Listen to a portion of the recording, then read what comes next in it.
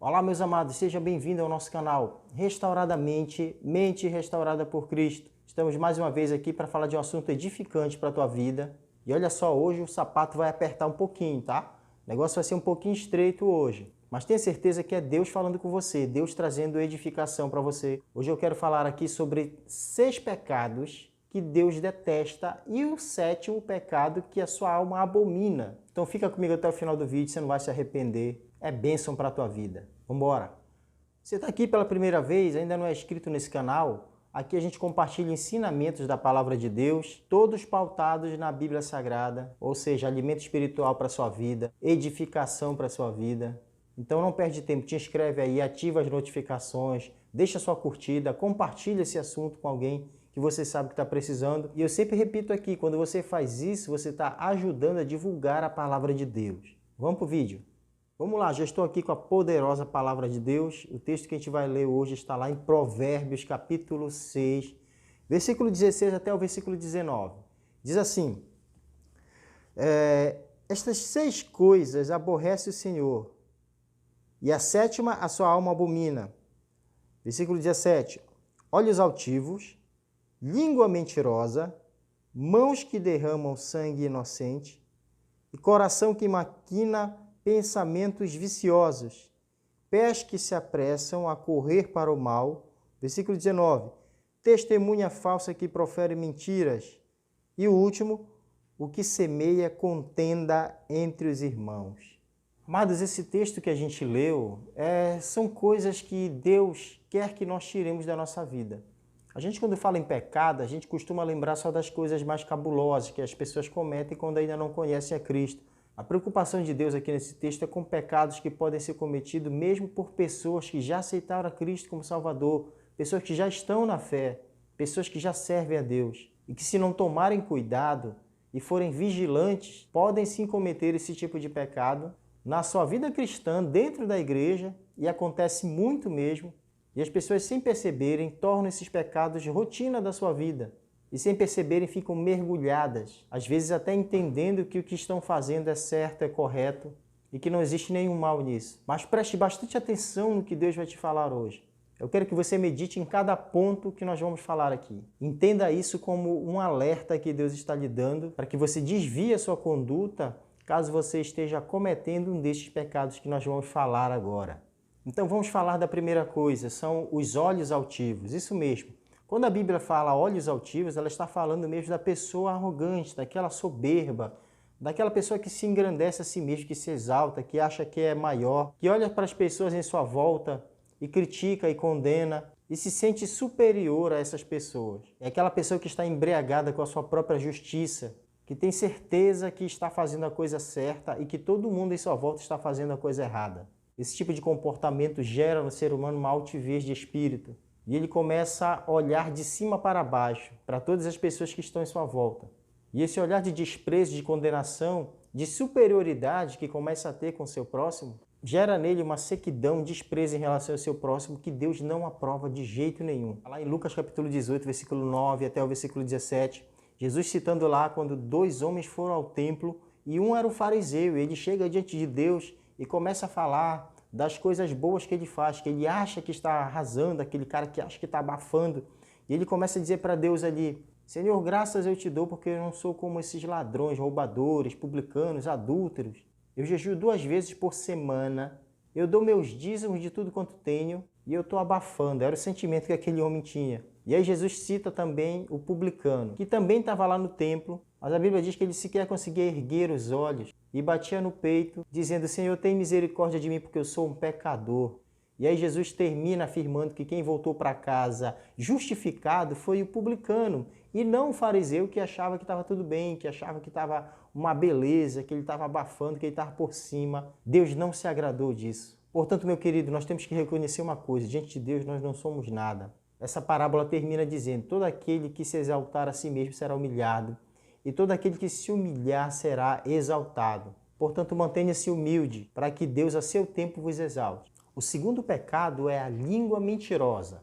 Veja bem, o que se espera de todo cristão? Que ele ande na verdade, que ele fale a verdade. A Bíblia diz, João capítulo 8, verso 32, conhecereis a verdade e a verdade vos libertará. Se a verdade nos liberta, por que nós devemos andar ainda falando mentira? O que se espera de um cristão é que ele fale a verdade. Geralmente o cristão é aquela pessoa que é referência lá no meio dos amigos, da escola, do trabalho, aquela pessoa que todo mundo sabe que não vai mentir. Quando se tem ali um julgamento, alguma coisa que precisa ser confirmado, geralmente as pessoas vão lá e perguntam para o cristão, porque sabem que ele tem um compromisso com a palavra, que ele tem um compromisso com Deus e não vai mentir. Essa etiqueta, esse é o rótulo que o cristão tem que carregar consigo, de que ele fala a verdade, de que ele vive uma verdade. O problema está nas inverdades, que de alguma forma acabam sendo ditas, se não forem cortadas, podem causar um mal tremendo. Existe uma grande probabilidade de que uma pessoa que sustenta uma mentira por várias vezes acabe acreditando que aquilo é verdade. Então tenha muito cuidado com as coisas que você fala que você não tem certeza. Muito cuidado com as coisas que você esconde, com as coisas que você omite. Não só com as coisas que você professa que são mentiras, mas com as mentiras vividas. Com as coisas que você faz escondido e não conta para ninguém. Porque Deus está vendo isso, ninguém pode mentir para Deus. Guarda a tua língua de falar mentiras. É um conselho que Deus está trazendo para nós hoje. Terceiro pecado, queridos, mãos que derramam sangue inocente. Quando se fala em mãos que derramam sangue inocente, não estamos falando somente do assassinato. O mandamento já dizia lá, com a lei de Moisés, não matarás. E eu não vou nem falar desse que é tão óbvio, mas existem outras formas de nós matarmos, de derramarmos sangue inocente. Quer dizer para você aqui como um comportamento violento dentro de casa, um comportamento violento com a esposa, um comportamento violento com os filhos, que vai trazer com certeza sequelas psicológicas e talvez até mesmo espirituais na vida de uma pessoa, impedindo que ela tenha condições de se relacionar mais profundamente com Deus, ou até mesmo de acreditar em Deus, que Deus possa fazer algo por ela. As pessoas vivem aprisionadas dentro de situações que não conseguem se libertar. De um pai violento, de uma mãe violenta, de um marido violento, e que às vezes nem é preciso tirar a vida para que sangue inocente seja derramado. Outra forma de derramarmos sangue inocente é matarmos alguém com as palavras, é causarmos a morte de alguém através das coisas que nós falamos. Em Mateus capítulo 5, versículo 21 e 22, Jesus diz lá que qualquer que se irá contra o seu irmão já está sujeito a julgamento. Então essa ira, quando é guardada dentro do coração, a pessoa alimenta ali o ódio por alguém, já faz dele um homicida, já faz dele um derramador de sangue. Jesus veio mais pesado que a lei de Moisés. Não precisa você derramar o sangue de alguém, você matar alguém. Basta sentir esse desejo dentro do coração, que o mesmo pecado está sendo consumado. 1 João capítulo 3, verso 15, está escrito lá que todo aquele que odeia seu irmão é um assassino, é um homicida. Então tenha muito cuidado com a questão do ódio, da ira. Eu tenho outro vídeo que fala sobre ira, eu vou deixar o link na descrição para você dar uma conferida depois lá. Assista esse vídeo e você também vai aprender muito com Deus. Vamos para o quarto pecado. O quarto pecado é coração que maquina o mal. Certa vez Jesus foi questionado sobre seus discípulos estarem se alimentando sem lavar as mãos.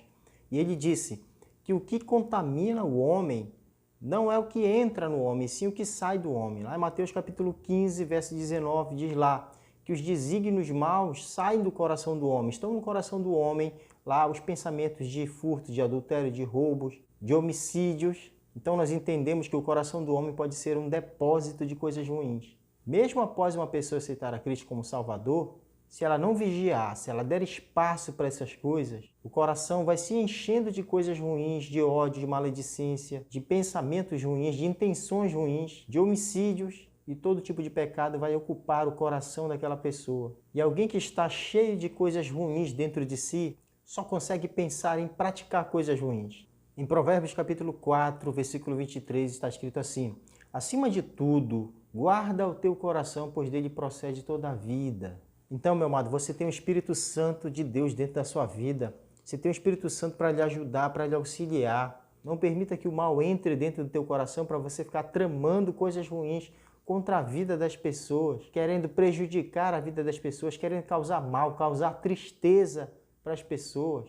Deus não se agrada disso, Deus está vendo isso. Adianta alguma coisa você dizer que é cristão, carregar uma Bíblia debaixo do braço, pregar a palavra de Deus, cantar na igreja, fazer qualquer outro tipo de trabalho na igreja e lá nas escondidas traçar planos para prejudicar a vida de alguém, para entristecer a vida de alguém, para matar alguém espiritualmente.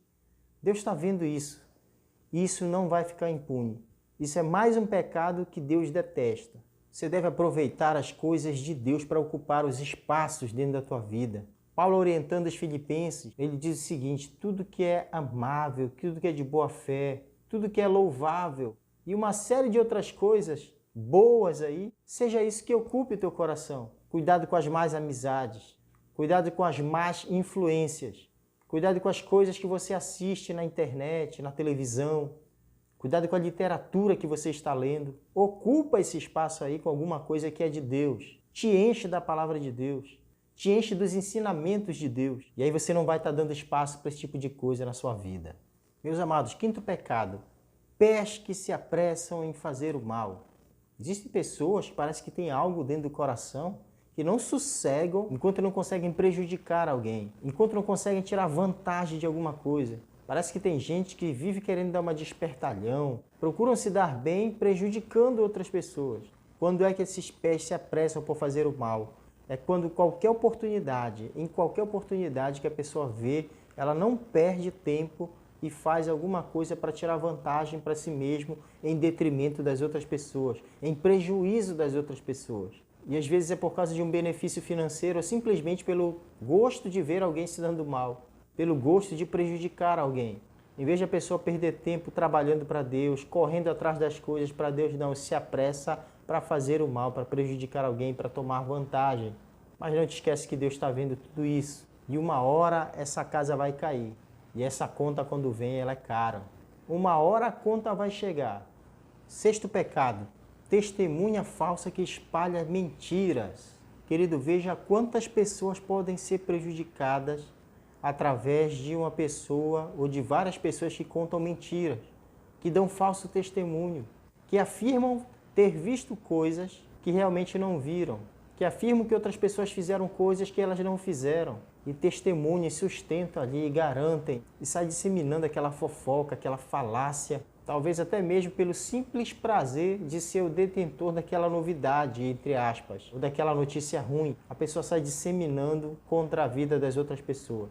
Veja bem, nós estamos vivendo na era da fake news, onde notícias falsas se espalham de uma maneira muito veloz. E até que se perceba que algo que está sendo disseminado através das redes sociais, através da internet, até que se perceba que aquilo é mentira, já causou um grande dano para determinadas pessoas. Agora, o que nos entristece é ver que isso acontece dentro da igreja, acontece muito.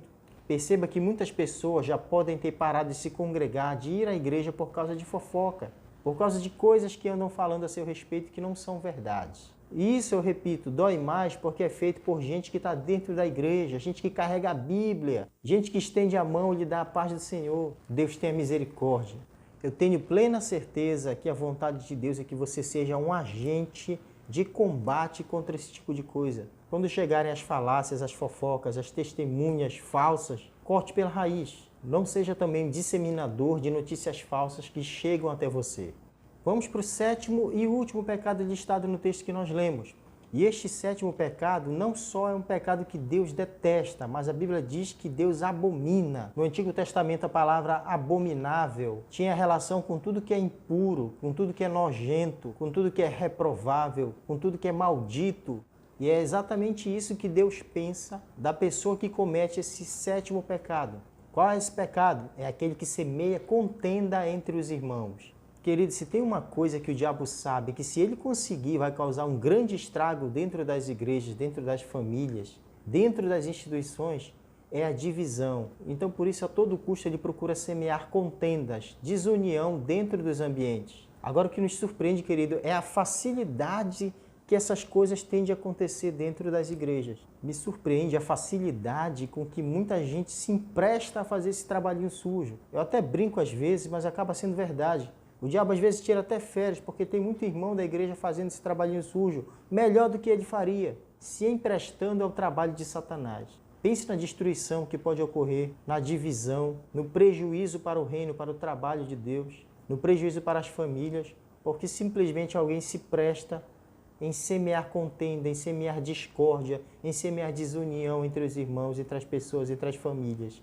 Se você anda fazendo isso ou pensa em fazer, a primeira coisa que eu quero te dizer é que você é um abominável diante de Deus. Quem está falando não sou eu, é a Bíblia que está falando. Impuro, nojento, reprovável, abominável, maldito Esta é a pessoa que semeia contendas, é assim que Deus vê essa pessoa. Não te arrepende não, para te ver uma coisa. Portanto, meus amados, essa é a mensagem que eu queria trazer para você hoje. Talvez tenha sido duro, talvez tenha sido pesado, mas é a forma mais clara e mais séria que eu tenho de te dizer que Deus não te quer praticando essas coisas. E se você pratica ou está pensando em praticar, te desvia do mal. Não faça isso. Você não só vai estar deixando de prejudicar muitas vidas, de prejudicar a si mesmo, como também vai estar lhe abençoando. Que você possa ficar com essa palavra. E se você souber de alguém que está precisando ouvir, compartilha em nome de Jesus, me ajuda a divulgar essa palavra. Desejo que Deus te abençoe e que a tua vida seja edificada em nome de Jesus. Deixa uma curtida aí pra gente. Segue em frente, meu amado. Até o próximo vídeo.